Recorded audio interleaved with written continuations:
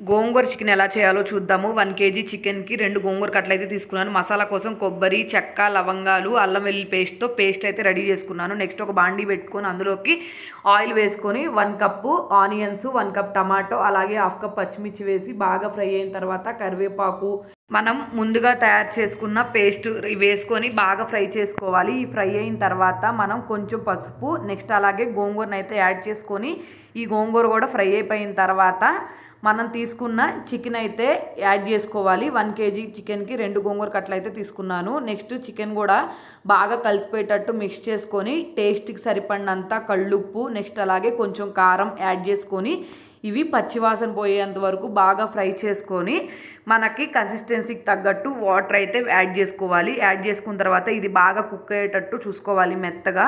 Next cook అయిన తర్వాత కొంచెం కొత్తిమీర, గరం మసాలా యాడ్ చేసుకొని తీసేసుకున్నామంటే గోంగూర చికెన్ అయితే రెడీ అయిపోతుంది. వీడియో నచ్చితే సబ్స్క్రైబ్